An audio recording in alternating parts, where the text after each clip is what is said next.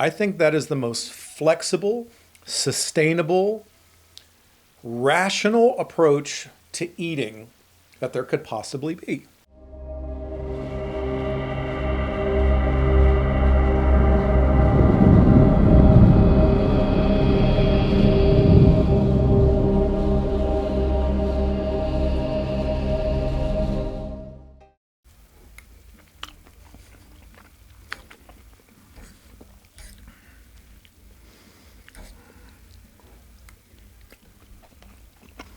What's up? Coach Rob here. You know, this video is completely unplanned. I feel like I have eggs in my mustache. This is what I'm willing to do for you people. I had no intentions of doing a video today, but I was making my first meal of the day, and I thought, hey, why not bring everybody along with me to enjoy my lunch? As if anybody out there wants to sit here with me and see me eat. But maybe I can make a few points out of this mess. What am I eating today? Well, it is 1:23 p.m. and this is my first meal of the day. And for reference, I've been up since I woke up about 3:30, looked at my watch to see that it was in fact 3:30. Got pissed that it was 3:30 because I was really comfortable. Because I sleep really well. I sleep like a damn rock. However, I did kind of lay there in that weird, sort of that almost like a tanning bed kind of a sleep where you're not really asleep and you're not really awake, but you're really comfortable. And I laid there until about 4 o'clock, and then even more angry and pissed, I got out of bed and started my day. And I got to the gym. That's where I'm at now. This is my little studio / office within my gym. And I get to my gym, and my first client is at 5 a.m. So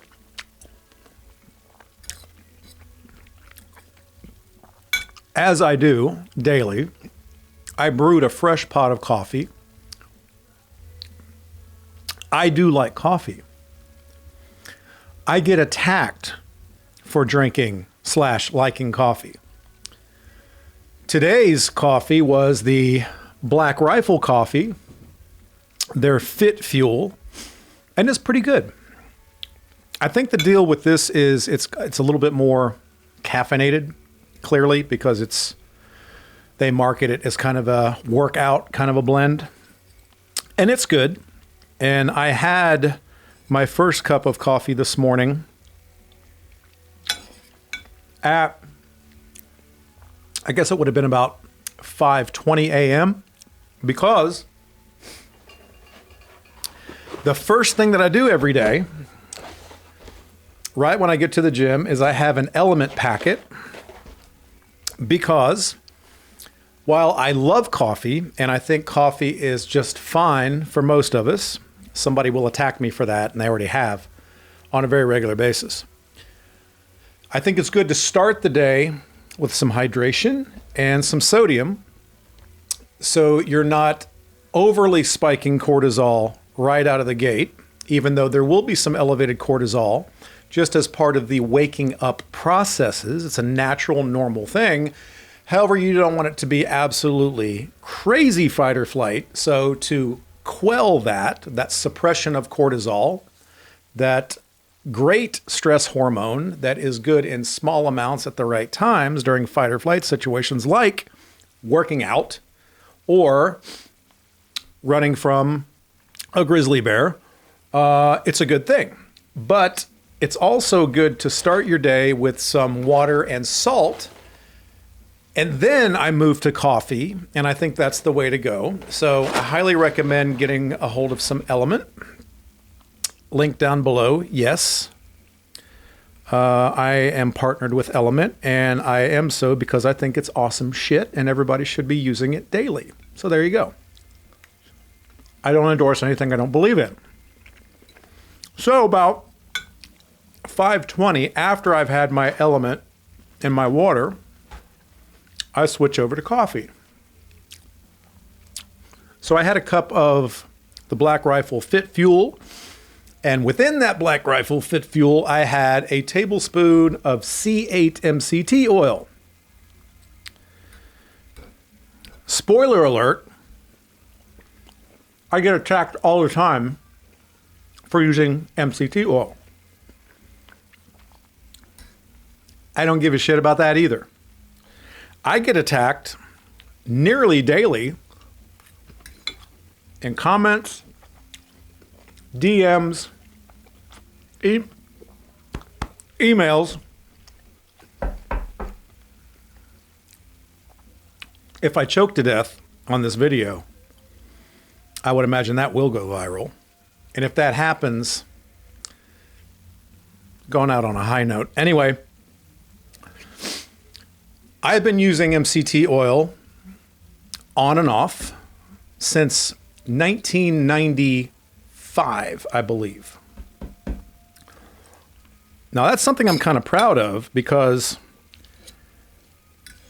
MCT oil gained in popularity just a few years ago in the keto community because MCT oil can and does stimulate the production of ketones in the body. And it's a great high octane liquid fat that's derived from the fractionization of coconut oil, generally. Now, the keto community kind of adopted MCT oil as their own back in the day. And then, of course, you get the division of keto nut jobs in that cult that some say it's great, some say it's not, and some say you should take it, some say you shouldn't. If you haven't learned by now, I don't give a shit what any of them say. I'm going to use what I think and consume what I think is best for me and whatever my goals are at that time. Now, I've been wrong about some things over the years. Absolutely. We've all done dumbass shit, right? Remember when we were all putting sticks of butter in our coffee? We all tried it.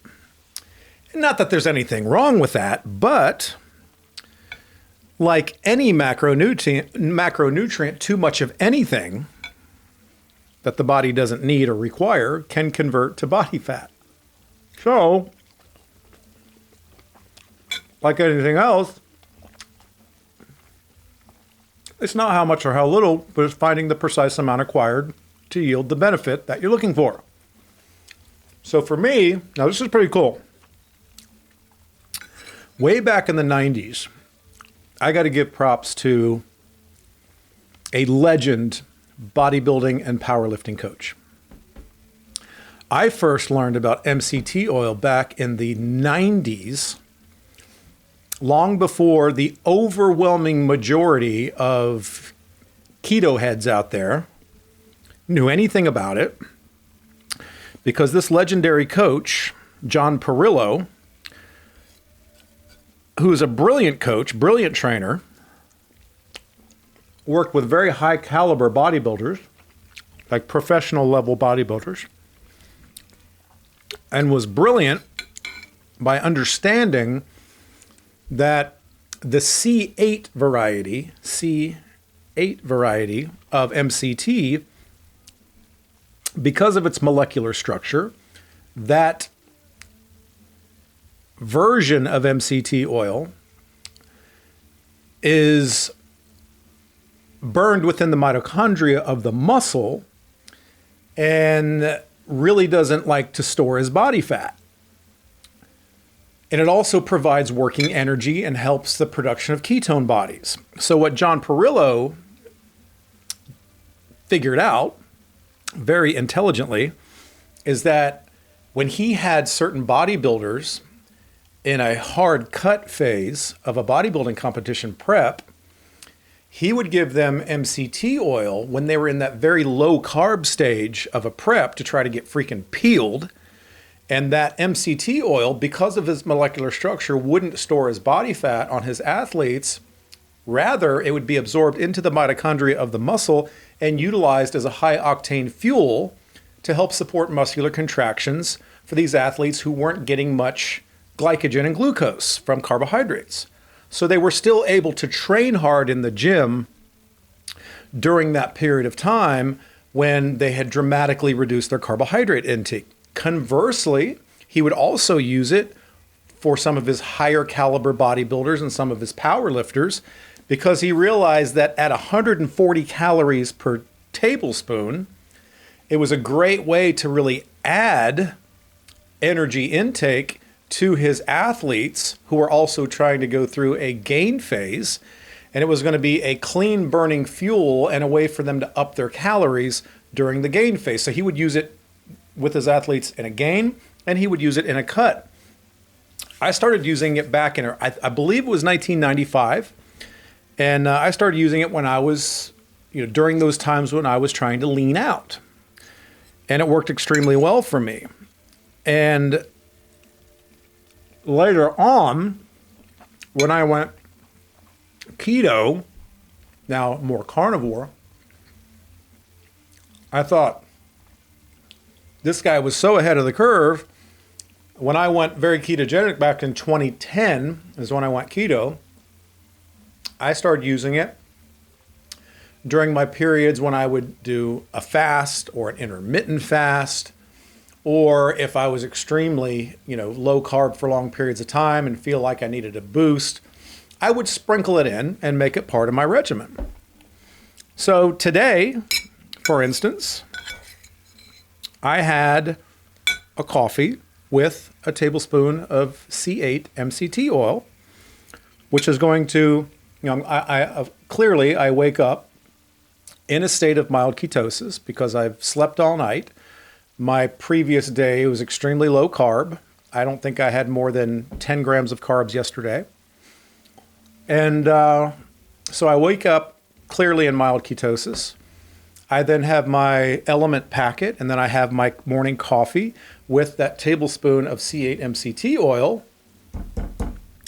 which is going to hyperproduce ketones in the morning, which gives me great mental acuity. It gives me this nice little burst of clean burning rocket fuel-like energy, and it makes my mornings kick ass when I'm on a gym floor trying to push clients through a difficult workout. Also,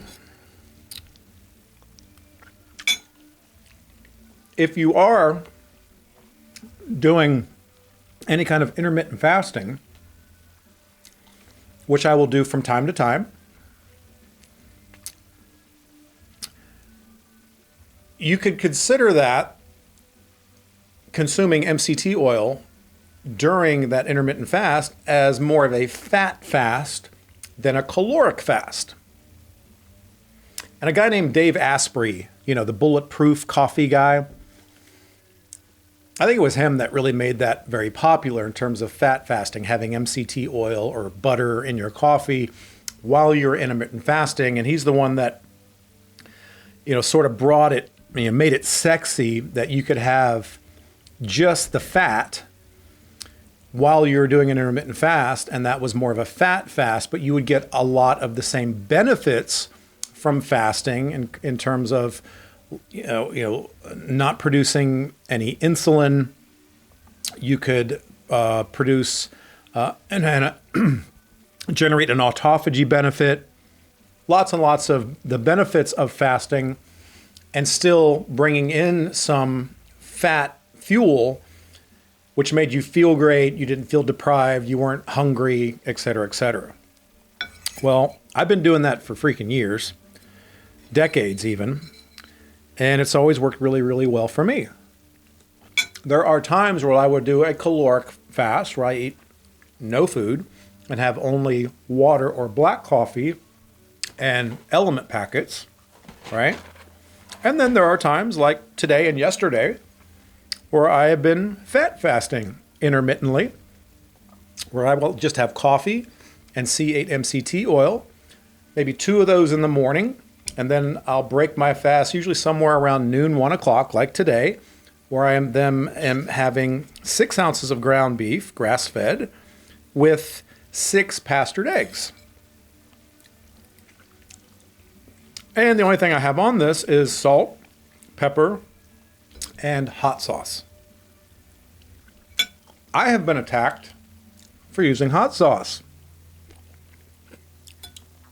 The kooks are out there. So what am I eating today? Well, as I said, today I had coffee and MCT oil to begin my day, 2 of those. And then I switched over to water after that. I had another LMNT packet, worked out at 11 a.m. So today, my fuel for my workout was MCT oil and caffeine, as well as sodium from the electrolyte packet.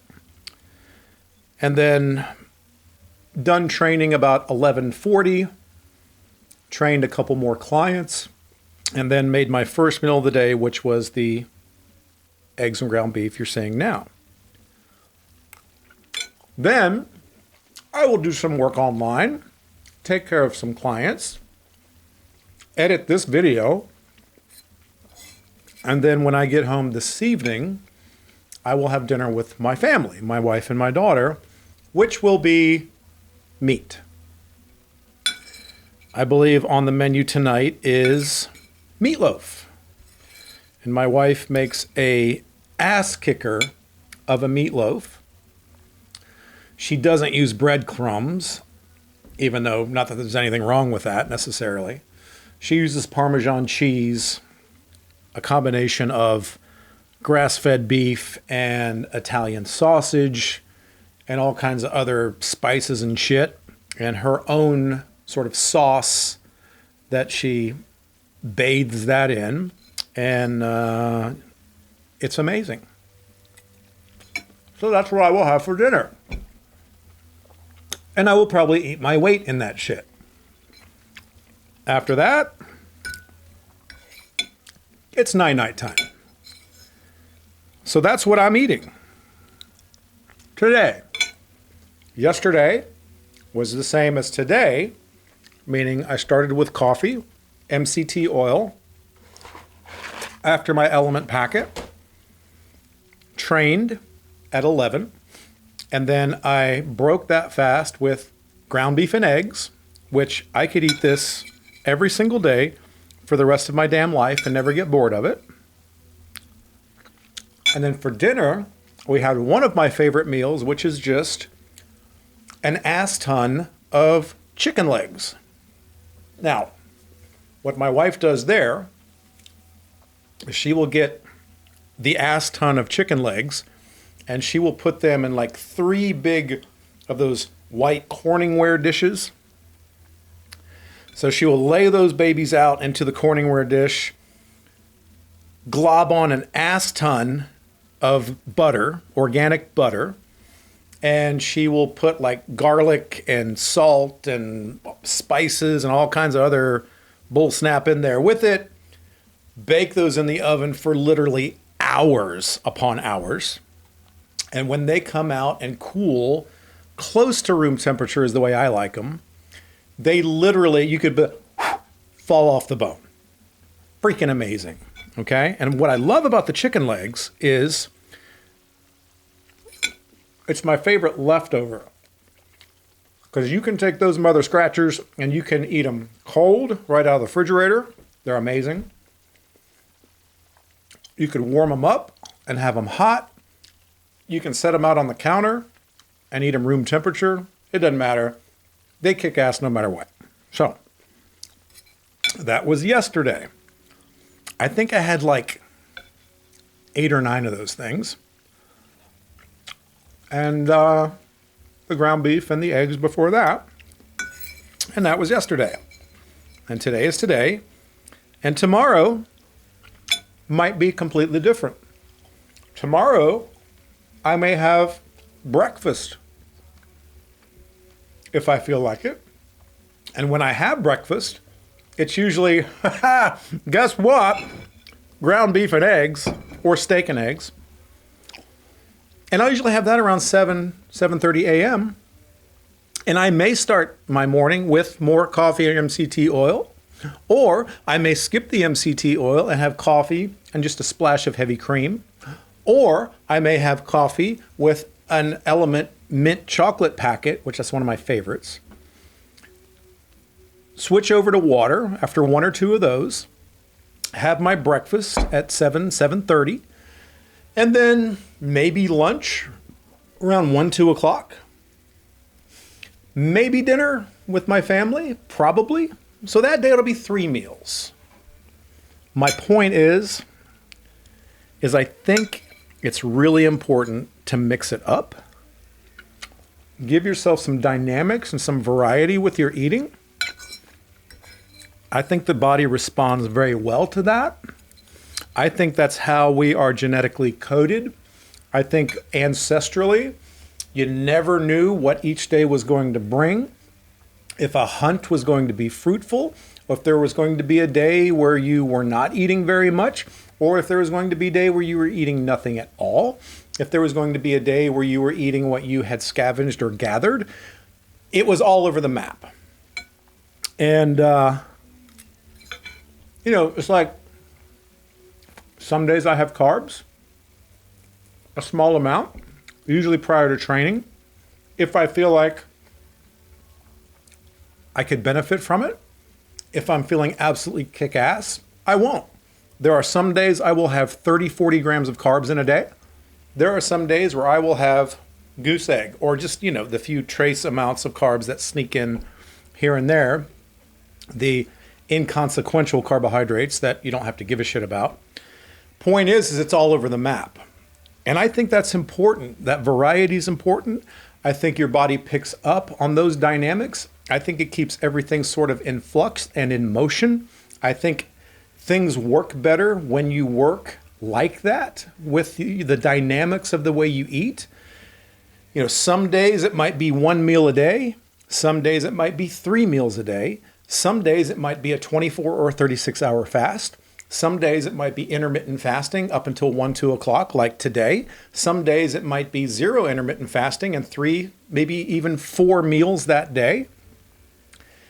The point is dynamics is important. And I think, even things like geography play a role.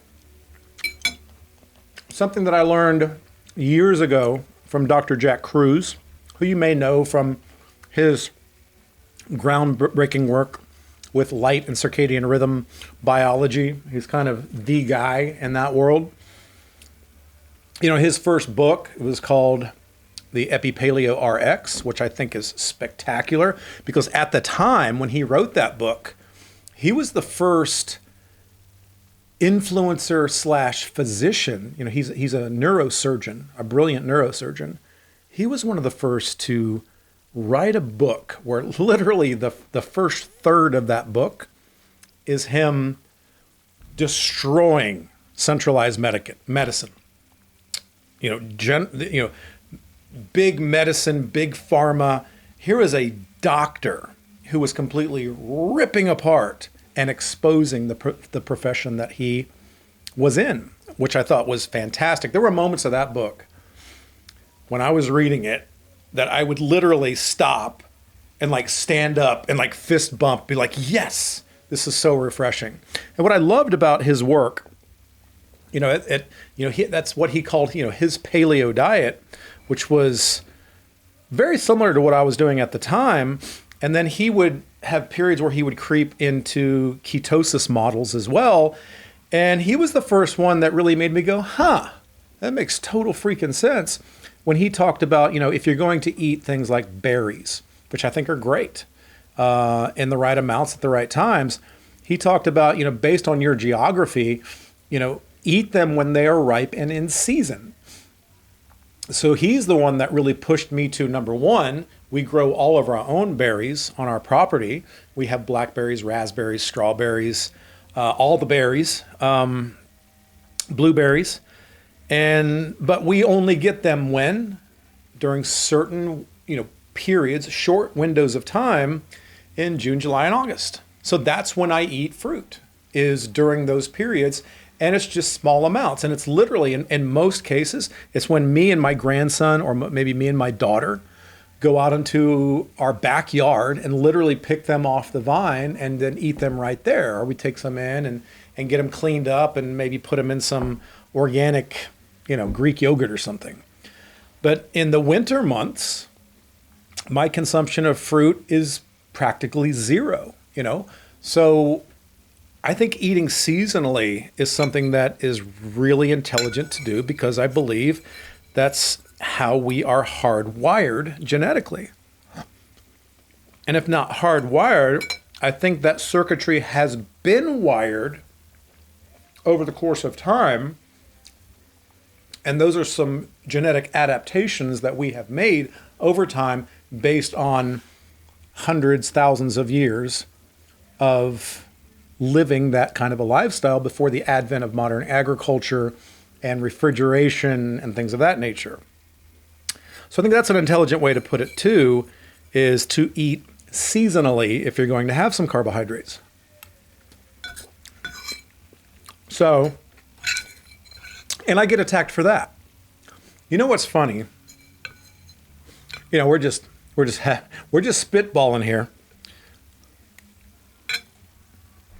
I get attacked far more by carnivores, by the keto zealots of the world.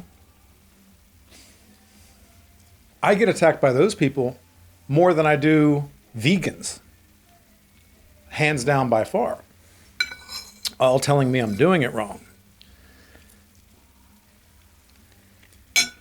And the funny thing is I just laugh about it now, for the most part, unless they're just being a total dick, and then I might reply back. Because I think at 55 years old, the way I have evolved personally, my personal nutritional evolution to land on the fact that I am a hypercarnivore, I think that is the most flexible, sustainable, rational approach to eating that there could possibly be. Once again, disclaimer, if you're just eating nothing but meat, cooked muscle meat, salt and water, I think that's great. I never said not to do that. Never once. What I am saying is that is still fairly new on the human landscape. And hypercarnivore, by definition, let me repeat myself for like the 647th time, is those who consume 70% or more of their food from animal-based sources, meat, eggs, fish, etc. It could be raw dairy. I think it can be great for a lot of people, especially raw milk. I think organic grass-fed butter is spectacular. I have it every day. But it also leaves open that other 30% to interpretation based on who you are. Let me also repeat myself in telling you that I have clients that can consume 100 grams of carbs and still be in mild ketosis. They're just some genetic outliers. Their metabolic flexibility is off the chart, and it pushes deep into the weeds, man. I can have 50, 75 grams of carbs today and feel absolutely fine if they come from white rice or potatoes, things of that nature, or sourdough, real sourdough bread that is yeast-free. I do great on those. That doesn't mean I'm just eating them hand over fist, but a little bit does just fine for me, and it gives me a little bit of variety in my life, So when my beautiful daughter makes a homemade cupcake that looks just absolutely spectacular, see, my daughter's into baking. Oh, the irony, right? She's 16 years old and wants to open a bakery when she grows up. And I think that's great. So on certain days, I can walk past the kitchen and I look out and see flour and sugar flying everywhere. And then an hour later, I hear the oven ding. And then 10 minutes later, she's handing me at least a piece of a cupcake for me to critique for her. And 9.5 times out of 10, I try the piece of said cupcake and tell her how spectacular it is. And then I go about my business. Now, I'm not saying you have to do that. I get it. Some people have more dire consequences in terms of their metabolic health, and they have to be even hyper vigilant. But for the majority of us, if you're living your life 90-10, I think that is a spectacular way to live your life. Because 100% is difficult to sustain, and I don't think it's absolutely necessary. And I think it's, if you're eating 90-10, I think you could thrive and be deep within the 1% of the human population that is doing things about as perfect as you can. And I think you're going to live a very long, stress-free, low cortisol productive life by living that way. So,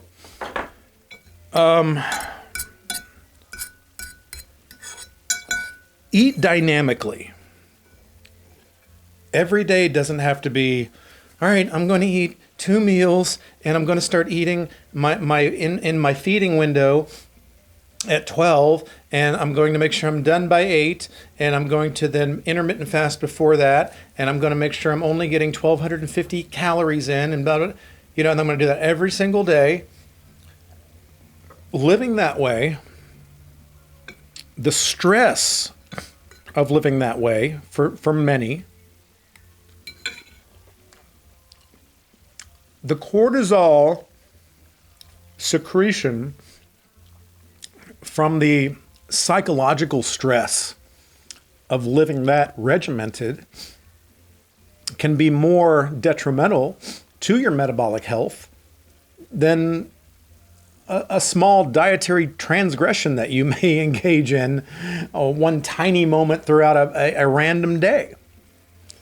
And back to my original point is I think you need to be dynamic with the way that you consume food.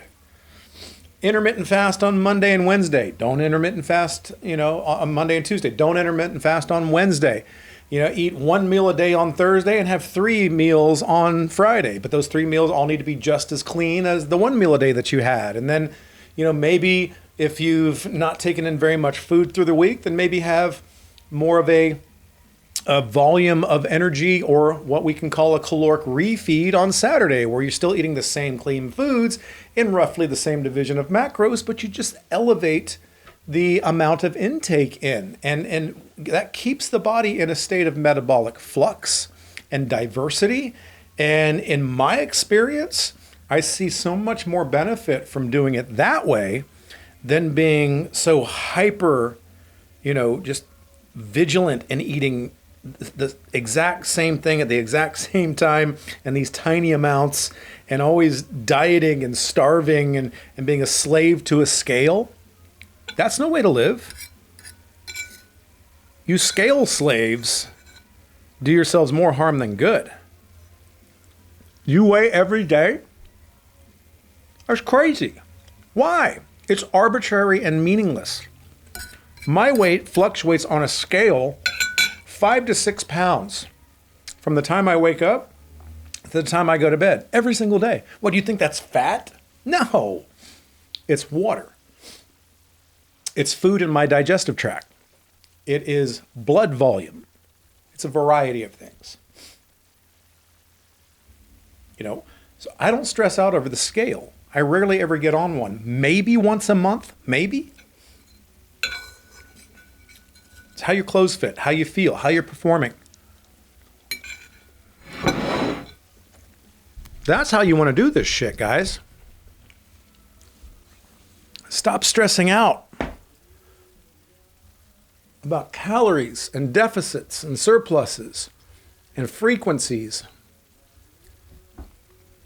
Don't be afraid to have a little fun on occasion. Have some variety. Be dynamic. All of these things I think are critically important in the grand scheme of things. I live in the moment. I learned a long time ago, one of the best pieces of advice I ever got was, you can't do anything about the past. It's in the past. You can do very little about the future. And 80% about the things that you stress out about in the future never happen anyway. So I'm living exactly for the moment that I'm in now, that meal. And then I'll worry about the next meal when the next meal happens. And I'll just make sure that that meal is clean and healthy and is the type of meal and the type of quantity that works well for me to not only feel great, but perform great and sleep great. And not in an abundance that I worry that it might be more than I need and may convert to excess fat. And if, for the calorie crazy people out there, the seco people, have you not learned yet the common sense of it's not about 2,500 calories. It's about, where does that food come from? What are you eating? How are you dividing it up? How much protein is there? How much fat is there? What's your caloric ceiling in terms of carbohydrate intake? Because it's going to vary for everybody.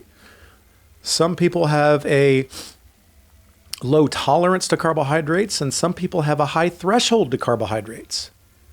So assess what works for you and act accordingly.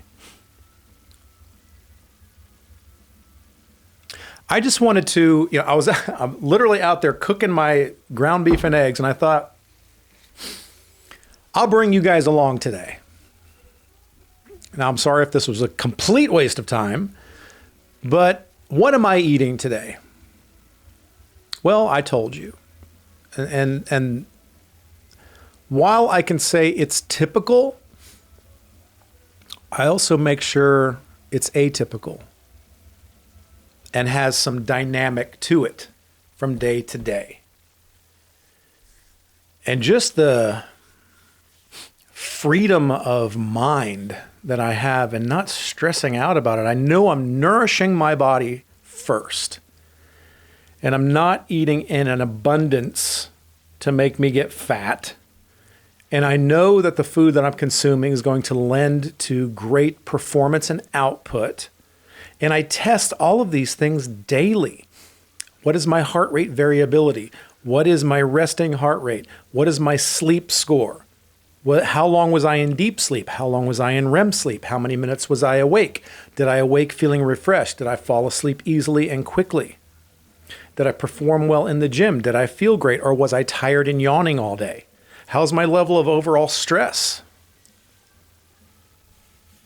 If all of these things, if I check all these boxes positively and things are going well, especially at my age, then I know the things that I am engaging in from a dietary standpoint and from a training standpoint are on point. And that day, that hour, that minute that I'm living in was a success. So I challenge you to sort of live the same way. Again, it's so bizarre that I have a YouTube channel that it really does cater to the carnivore community to a degree. But within that, I get attacked by more carnivores than vegans. And that's just because I think I'm just telling it like it is, and I want you to live your best damn life, and I want you not to stress out so much, and I want you to understand that it's a very dynamic process, and we're all different. So that's what I'm eating today. Maybe we'll do this again. Let me know in the comments. Hit the subscribe button. You guys are awesome. Now, I'm going to edit this video. I'm going to do a little bit of online work, take care of my awesome clients, and then I'm going to go home and spend time with my family, and then make sure I get a damn good night's sleep. Train hard, diet harder, but above all else, do whatever you have to do to have an awesome freaking day.